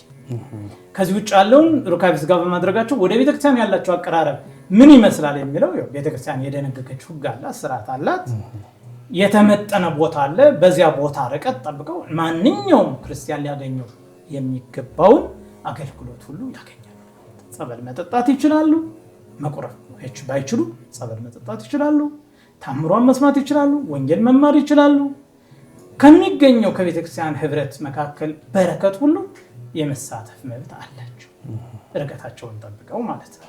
ያም ቢሆን ስለረከሱ አይደለም፣ ስለ እግዚአብሔር ክብር ሲባል ስለ ቤተክርስቲያን የቤተክርስቲያን ራሷ ክርስቶስ ስለሆነ ስለ ቤተክርስቲያንና ስለ ክርስቶስ ክብር ሲባል የሚያደርጉት እንጂ ርኩስ ሆኖ አይደለም የማይቀርቡት። በነገራችን ይሄ ነው። ስለዚህ የሰው ልጅ ጾም ሲጾም እነዚህን ሁሉ በጾም የሚገኙ መልካም ነገር ሁሉ እያሰበ በበረከት እንደው የጀመራቸው መጥፎ ነገሮች እንኳን በዚህ መልኩ ሲጾምና ሲጸልይ ፈተናውም እንዳለው ነው ይከናወናል። የሰናፍጭ ቅንጣት ታክል እምነት ቢኖራችሁ ይላል እኮ። አንዳንድ ሰው ትንሽዬ ስለሆነች እንደው ትንሽ እምነት ይላል። እንደዛ ምንም እምነት የለም። ጎደሎ እምነት እግዚአብሔር አይፈልግም። የሰናፍጭ ቅንጣት የተባለው የሰናፍጭ ቅንጣት ከፍሬዎች ሁሉ ጥቅጥቅ ያለች ጠንካራ ኃይሏን ፓወሯም እኮ ጭንቅላትን ብትን ነው የሚያደርገው። በጣም ኃይለኛ ነው ሲሰነፍጥ። ስለዚህ እሷ የሰናፍጭ ቅንጣቷ ድፍንና ኃይለኛ ጥቅጥቅ ያለች ፍሬ ስለሆነች እንደዛች ፍሬ ጥቅጥቅ ያለ ኃይለኛ ፓወር ያለው እምነት ይኑርህ ለማለት ነው ክርስቶስ ይሄን የተናገረው እንጂ አንዳንድ ሰው ጥቂት እምነት ቢኖራችሁ ጥቂት እምነት ማለት ነው። ጥቂት እምነትማ እኮ ወልደ ማርያም ብለን እናምነዋለን እንኳን ለቅ ባፋችንም ይሄ ጥቂት እምነት እኮ በቂ ነው። ጥቂት ለተባለው ግን ፍጹም እምነት ነው የሚያስፈልገው፣ ጥቂት አይደለም። የሰው ልጅ በቃ ክርስቲያን ከሚያስብለው መስመር መውጣት የለበትም። በቃ ባጭ ለተፈጠረበት ዓላማ ውሎ ነው ማለፍ ያለበት ማለት ነው። ስለዚህ የሰው ልጅ ይህን ሁሉ እያሰበ ይህን እያደረገ ቢጾም ክብሩ እጅግ ብዙ ነው። በጾም ነቢያት እኮ ጾመው እኮ በተናገረው መሰረት ውረድ ተወለድ፣ ዓለም ተጨንቋል፣ በጨለማ አባቶቻችን እየተሰቃዩ ነው፣ እኛም ልንሰቃይ ነው፣ ና ውረድ ተወለድ እያሉ እኮ 40 ቀን ነቢያት እኮ ጾም ማለት እያለቀሱ አላሳፈራቸውም ክርስቶስ በቃሉ መሰረት በእነሱ ጾም ትንቢት መሰረት መጣና ተወለደ። ስለዚህ የጾም ፓወሩ ቀላል አይደለም። እነ ኤልያስን ብንወስድ 40 ቀን ጾመዋል። ሌሎቹም ነቢያት ብንወስድ እነ ኢሳይያስ በባዶ እግሩ ለ3 ዓመታት በኢትዮጵያ ምድር ላይ እየተመላለሰ የሰበከው ታላቁ ኢሳይያስ ብዙዎችን ብዙ መጥቀስ እንችላለን። ኢትዮጵያ ቅድስት ሀገር ናት። ይህ ቀረሽ፣ ይህ ያንስሻል፣ ይህን አሳንሶብሻል፣ ቀንሶብሻል የማትባል ትልቅ ሀገር ናት። አሁን ግን እንዳለመታደል ነው ወረደ። እንደውም ሰሞኑን በሚዲያ የምንሰማውኝ አንድ የሆነች ልጅ ስትጠየቅ ሁሉም ሀገሮቻቸውን በሚዲያ ያየሁት ነው ሀገሮቻቸውን እያነሱ ሲናገሩ ሁሉም የተገዙ በቀኝ ግዛት የተገዙ ሀገሮች ናቸውና ብድግ ብላ አንዲት ኢትዮጵያዊት ለካ እንዲህ ያኮራል እንዲህ አለች። እንደዚህ መናገር በእነሱ ማለት እኛ እኮ በቀኝ አልተገዛን ጀግኖች ህዝቦች ጀግኖች አባቶች የነበሩንን የዛሬን አትጠይቁኝ እንጂ አልኳቸው ብላ ስትናገር እንዴት አይነት ማስተዋል ነው? ምን አይነት ንግግር ነው የተናገረችው? አልኩ በእውነት የዛሬን አትጠይቁኝ እንጂ አልናገረውም ነው እኮ አሳፍሯት እኮ። ጥሩ አድርገው ነው አንዷን ጥያቄ በጣም ብዙ ፍሬ ሰጥተው በደንብ በሚያስተምር መልኩ ያብራሩልኝና አመሰግናለሁ። ሌላው አንድ የኦርቶዶክስ ምዕመን ወይም አንድ ክርስቲያን ሊያሰኙ የሚችሉት ምግባሮች ወይም ነገሮች ምን ናቸው? አንድ ክርስቲያን የሚያስብሉት ነገሮች ሲጀመር 7 ሰዓታትን ቆጥሮ በ7ቱ ሰዓታት ውስጥ እግዚአብሔርን የሚያስብ ወደ አምላኩ የሚጸልይ ሲጸልይም ደግሞ ለወገኑ ለልጆቹ ለቤተሰቦቹ ብቻ ሳይሆን ከዚህ ሁሉ አልፎ ከሀገሩም አልፎ ለዓለም ሁሉ የሚጸልይ። አሁን ቤተክርስቲያን ሰማላችኋል ስትጸልይ ሀገራችን ኢትዮጵያን ጠብቅልን፣ እንዲሁ ለዓለም ሁሉ ሰላምን፣ ፍቅርን፣ አንድነትን አድልልን እያለች ነው። ስለ ዓለም እኮ ነው የምትጸልይ። በዓለም ላይ ብትሄዱ ስለ ዓለም የሚጸልይ እንደ ኢትዮጵያ ኦርቶዶክስ ተዋሕዶ ቤተክርስቲያን እኮ የለም። ይገርማቸዋል። በእውነት ደስ የሚለው በቃ ዓለምን ሁሉ እንግዲህ ይቅር በል፣ የዓለሙን ሕዝብ ሁሉ ይቅር በለው። ስለ ነጋዴዎች ስለ ሁሉ ነገር ትጸልያለች። ስለዚህ ስለ እነዚህ ሁሉ ፍጡር ስለተባለ ሁሉ ትጸልያለች ኢትዮጵያ ኦርቶዶክስ። ሕዝቡም ደግሞ የመጀመሪያው ጸሎት ነው። 7 ጊዜ በቀን 7 ጊዜ መጸለይ መቻል አለበት። 3 ሰዓት ወደ ፍርድ አደባባይ የቆመበት ነው። 6 ሰዓት የተሰቀለበት ነው። 9 ሰዓት የሞተበት ነው። 11 ሰዓት ወሪደ መቃብር የሆነበት ነው እያለ እንደገና 3 ሰዓት እስከ ሌሊቱ 6 ሰዓት ሌሊት እንደገና 9 ሰዓት መልሶ በእነዚህ ሁሉ አንድ ሰው መጸለይ አለበት። እኛ ግን ያን ሁሉ እናደርጋለን ማለት አይደለም፣ ይከብዳል።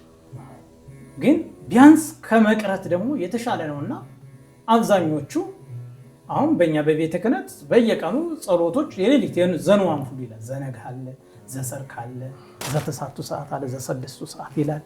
እዛ ዘሰደስቱ ሰዓት ሌሊት ይላል፣ ዘተሳቱ ሰዓት ሌሊት ይላል። በእነዚህ ሰዓታት ሁሉ የሚያዘውን ጠቅለል አድርገው የቤተክርስቲያን ሰዎች ደግሞ 9 ሰዓትም 6 ሰዓትም 11 ሰዓትም በቻሉት ሰዓት ጠቅለል አድርገው ይጸልዩዋቸው ያከናውኗቸዋል ማለት ነው። ቢያንስ ይህን እንኳን ማድረግ ያስፈልጋል። በትንሹ ግን አባታችን ወይ ብሎ እመቤታችን ቅድስት ድንግል ማርያም ብሎ በቀን በእነዚህ ሰዓታት ላይ ሌላውን ተው ስንበላ፣ ስራ ስንጀምር፣ ስንንቀሳቀስ ሁሉ በእያንዳንዱ እርምጃቻችን በእያንዳንዱ ክርስቲያናዊ ሕይወታችን መካከል እነዚህን ጸሎቶች የምናደርግ ከሆነ ክርስቲያን ሊያስብለን ይችላል። ሌላው 10ቱ ትእዛዛት አሉ። 10ቱ ትእዛዛት አትስረቅ፣ አታመንዝር፣ አትግደል የመሳሰሉት አሉ አይደል? እነዚህን 10ቱን ትእዛዛት መከወን የሚችል ሰው ያ ክርስቲያን ሊባል ይችላል። ሌላው 6ቱ ቃላት ወንጌል የምንላቸው አሉ። የተራበን ማብላት፣ የተጠማን ማጠጣት የመሳሰሉት እነዚህ መልካም ስራዎች እየሰራ ሁሉ የሚገርማችሁ ነገር ክርስቶስ ሲመጣ ይላል አንተ ከበሮ ጠርበህ አለዝበህ አርቀ ሰርተሃል ወይ? ድጉሰት ደጉሰሃል ወይ? መጽሐፍትን ጽፈሃል ወይ ብሎ ክርስቶስ አይጠይቅም። ጎበዝ አራሽ ነው ወይ ብሎ አይጠይቅም ክርስቶስ። ነገር ግን ብራብ አብልተኸኛል ወይ?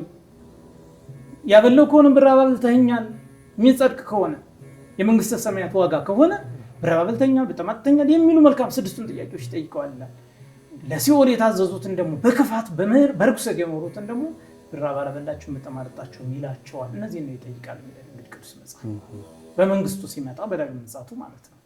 ስለዚህ እነዚህን ሁሉ የሚያከናውን መልካም ክርስቲያን የሚያስቀድስ አስራት በኩራቱን የሚያወጣ 3 ግዴታዎች አሉ። 3 በበጎ ፈቃድ የምናደርጋቸው አሉ። በአስራት በኩራት ስንመጣ አስራት ማለት ከ10 አንዱ ማለት ነው። በኩራት ማለት ከእንስሳት ሊሆን ይችላል፣ ከሰው ልጅም ሊሆን ይችላል። የመጀመሪያው ልጅን ለእግዚአብሔር ማቅረብ የበኩሩ የመጀመሪያው ቀዳሚያት ደግሞ እህል ሊሆን ይችላል፣ ምንም ሊሆን ይችላል። የመጀመሪያው ስፍር ወርቅ ሊሆን ይችላል፣ ጤፍ ሊሆን ይችላል። እንዲሁም የማርያም ባርኪ እያሉ ገበሬዎች በጣም ጎበዞች ናቸው። የመጀመሪያዋን ስፍር በቀጥታ ለቤተ ክርስቲያን የሚሰጧት፣ ያቺ ለካህናት ደሞዝ ለመምህራን ትሆናለች፣ ታስገለግላለች፣ መብራት ትገዛለች፣ ዘይት ትገዛለች የሚበራ። ስለዚህ ከነዚህ መካከል አስራት በኩራት ቀዳማያት ግዴታዎች ናቸው። እንዲሁም አንተ ከእግዚአብሔር ላይ የምትሰርቅ ወዮልህ ይላል ትንቢተ ሚክያስ ላይ። ይገርማቸዋል ቃል በቃል አንተ ከእግዚአብሔር ላይ የምትሰርቅ ወዮልህ። ብዙ ሰው በገዛ ገንዘብ ይላል። እንዴ ሰው ሆኖ የተፈጠረ ሰው እኮ ከ110 የእሱ አይደለም 90 ብቻ ነው የእሱ። ሌላውን እኮ ከእግዚአብሔር እየሰረቀ እኮ ነው። እውነት ለመናገር እውነቱን ስንነጋገር የሰው ልጅ እኮ እኛ እኮ በስም ብቻ ነው ክርስትናን ይዘን ያለን። ስግብግቦች ነን እኮ እግዚአብሔርን ሳይቀር እኮ እያታለን ነው፣ እየሰረቅ ነው እኮ ነው። እዚች ላይ እንደው አንድ ሶሻል ሚዲያ ላይ ስትዘዋወር ያዩዋትን ልንገራችሁ። አንድ አባት ታመው ሆስፒታል ይገባሉ እና የተወሰኑ ቀናትም በኦክሲጅን ይቀመጣሉ አሉ። እና በኦክሲጅን ተቀምጠው እያሉ ሊወጡ ሲሉ ምን ያህል ልክፈል ሲሉ በቃ ከፍለው መውጣት ይችላሉ፣ አሁን ተሽሎታል ይላቸዋል። ስንት ነው ዶክተር ብለው ሲጠይቁ 80 ሺህ ብር ይክፈል። ስቅስቅ ብለው አለቀሰዋል። ምን አስለቀሰዎት? ግድ የለም ቀስ እያሉ ይከፍላሉ፣ ከሌለዎት እናግዘዎታለን፣ ያለዚያ ቀስ ብለው በተርም ይከፍላሉ፣ ይረጋጉ ሲሏቸው ኧረ አለኝ ክርስቶስ ምን አጉድሎብኝ፣ ግን በዚች ጥቂት ቀናት ውስጥ ይህን ያህል ሺህ ብር መክፈል ከቻልኩኝ ከህፃንነት የጀምሮ እስከ ሽበት ድረስ እስከዚህ እድሜ የተነፈስኩትን አየር አምላክ ቢቆጥርብኝ ከየት አባቴ አምጥቼ ነበር የምከፍለው። አያችሁ፣ ይህ እንዲያው ስናየው ዝም ብሎ ጉንጫ አልፋ ተረት ይመስላል እንጂ ትልቅ ነገር ነው የተቀመጠው። እግዚአብሔር እያለ ካልፈለገ እኮ ንፋሱም ቢለቅብን እኮ እንደ ስልቻ አንድ የተወጥረን ፈንድተን ልንሞት ሁሉ እንችላለን እኮ። የሚብቃና አየር ምን ያህል ምግብ ይበቃናል፣ ምግብ እንኳን ምን ያህል ምግብ ሊበቃን ይችላል የሚለውን እንኳን እሱ መጥኖ ያውቅልናል። በቃ ሄደናል። ልክ በልተን ልካችን ሲሆን ራሳችን የተመጠናል፣ መጥገባችን እናውቃለን፣ አይምሯችን ዝግጁ ነው። አንዳንድ እንስሳት አሉ እያሉ እየተጨነቁ እያሉ ምግብ መብላት አህያን የምትወስዱ አሁን አይዛችሁ ከሆነ ደክማት ሁሉ እንዲህ ተኝታ ፈርዷን እየጋጠች ትላለች። በጣም ተወጥራ እኮ ተጨንቃ። የሰው ልጅ ግን ያን እንዳያደርግ አይምሮ ሰጥቶ ያስቀመጠው ሁሉም በልኩ ያደረገለት አምላክ ቸር አምላክ ነው። ለዚህ ሁሉ ታዲያ ክፍያ ያስፈልገዋል። ትእዛዙን ስንፈጽም ይሄ ነው። እንደው ሌሎቹ ሶስቶቹ ስለት፣ መባ፣ ምጽዋት ተስለን ይህን ብታረግልኝ ይህን አረግላለሁ አምላኬ የምንላቸው አሉ። ያን ላደረገልን ስለቱን እናስገባለን። መባ ደግሞ እንዲሁ በተመሳሳይ ለክብር ጸጋ ብለን የምናደርጋቸው መወጮች አሉ። እንደገና ምጽዋት ደግሞ አለ። እነዚህ ሶስቱ ደግሞ በፍቃድ የምናደርጋቸው ሳንገደድ የምናደርጋቸው። እነዚህን ሁሉ መከወን የሚችል አንድ ክርስቲያን ነው። ወይም በሌላ አባባል እግዚአብሔር አበርክቶ ነገሮችን ሁሉ የሰጠው ወይም በትንሿ ነገር ረክቶ የሚኖር። ያለዚያ ከተስገበገብንማ ዓለም የኛ ብትሆን እንኳን አንረካም። እንደገና አርያምን እንመኛለን፣ ኤረርን እንመኛለን። ሰማያቱ የኛ በሆኑ ዋላይ ቤት ለመስራት መከራቸውን እያዩን አልሀያለን መንግስት። የሰው ልጅ ፍላጎቱ በጣም ትልቅ ነው። ግን ህግጋቱን ጠብቀን ስንኖር ግን በትንሹ ረክተን እንኖራለን። በዚች ጠባ ይችን ተዋትና ከዚች ባነሰች በደሳሳ ጎጆ ውስጥ ረክተን እንድንኖር አምላካችን አይምሮ ሰጥቶናል። ብዙ ጊዜ ከብዙ ባለጸጎች ይልቅ እኮ እግዚአብሔርን አመስግነው ረክተው የሚሆኑ ድሃዎችን ታያለን። ተራ ድርቆሽ ምናምን ያገኟትን ነገር ቀምሰው ተመስገን አምላኬ ክበርልኝ ነገዬን አታሳጣኝ ደስ ብሏቸው በቃ ለምነውት አመስግነውት እንደገና ደግሞ ለነገብ ደግሞ እንደተስጠኝ ለምነውት ይተኛሉ። ሌላው ግን አይምሮ ተደፍኖ በቃ ሊያተርፈው የነበረው ብዙ ሚሊዮን የተወሰነች ስለተቀነሰችበት እግዚአብሔርን ናውረድ እያለ የሚያማርር አልፎ ተርፎ ሰው ደግሞ ሊያፈስ ይችላል። በዚህ ልክ የሚሆንበት ሁኔታ ነው ያለው። ስለዚህ አንድ ክርስቲያን ህግጋቱን መጠበቅ አለበት፣ ትሁት መሆን አለበት። ቀኙን ቢመተው ግራውን መስጠታል እንጂ መልሶ የሚማታ መሆን የለበትም።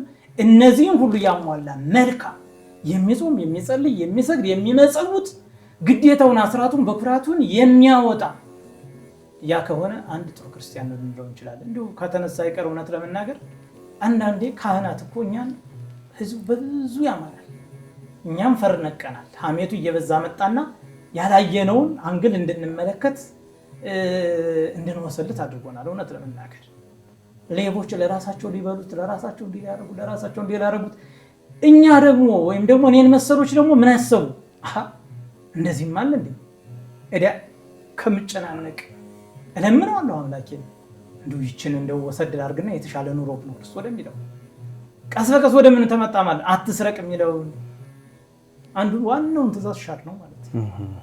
ወደዚህ ልምምድ መጣ። ከዚህ ውጭ ግን ካህናት እውነት ለመናገር ከሚማሩት ትምህርት ከውቀታቸው እንቅልፋቸው ከሚያገለግሉት አገልግሎት የተነሳኮ በምድር ላይ ታላቅ ክፍያ ሊከፈላቸው የሚገባ እውነት ነው። ቤተሰባቸውን በደንብ በነፃነት እያስተዳደሩ ሙሉ ሰዓታቸውን ለአምላካቸው ሊሰጡ የሚገባ ነበር የሚሆነው። ነገር ግን ያ ነገር ባለመሆኑ ሁላችንም ተከባብረን ባለመኖራችን በቃ ፈሩን እየለቀቀ ሄደ። እንደው ቀስ በቀስ ይሄንን ነገር እንደው መንፈሳዊ ልምምዳችን እያደረግን ወደ እግዚአብሔር ብንቀርብ ቀደም እንዳለው እግዚአብሔር ፊቱን ይመልስልናል። ወደ ቅፉ እንጠጋለን፣ እንከብራለን። የተገፈፈው ጸጋችንም ይመለስልናል፣ ክብራችን ይመለሳል። ሀገራችን ኢትዮጵያ በዚህ ልክ ወርዳ ተዋርዳ በዓለም ላይ አታውቅም። እንደዚህ ዘመን በእውነት ለጥቂት መቶዎች ዓመታት በጣም ተዋርዳ ነው ያለችው። ያንን ስናይ እውነት ለመናገር ዛሬ አንዳንድ ሰው ዛሬ ጀመረ የሚመስለው ሰው አለ። ግን የብዙ መቶ ዓመቶች በሺ የሚቆጠር ዘመናት ስህተት ነው። ስለዚህ እቺ ቤተክርስቲያን ተዋርዳ ነው ያለችው። ሀገሪቷም ቤተክርስቲያኗ በመዋረዷ ኢትዮጵያ ያለ ኢትዮጵያ ኦርቶዶክስ ተዋህዶ ብዙዎች እንደሚሉት ቀፎ ናት። ምንም የላትም ታሪኳ ሁሉ የኦርቶዶክስ ተዋህዶ ነው።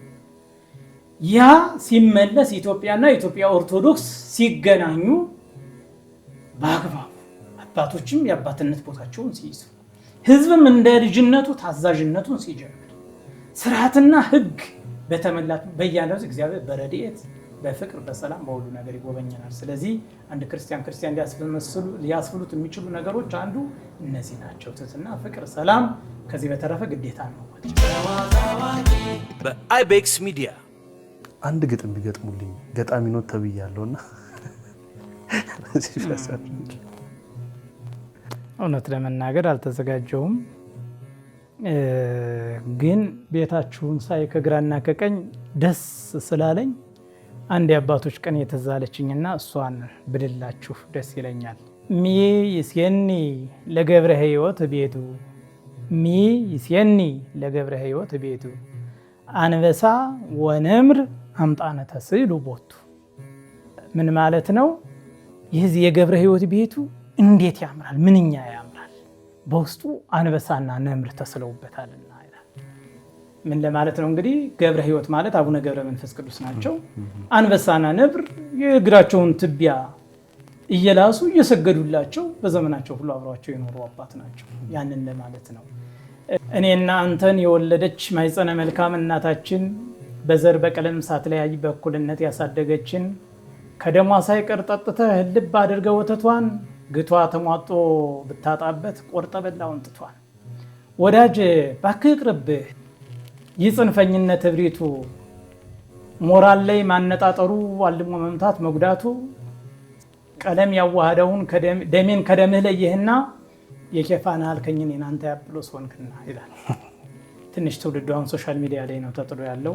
ከዚያ መለስ ብሎ ወደ ንባቡ ሲመለስ አንድ ቀን ይታተማሉ ብዬ ያዘጋጀኋቸው አንድ ሁለት መጽሐፍቶችም አሉ ከእግዚአብሔር ጋር። ግሩም፣ ደስ ይላል። በመጨረሻም አባታችን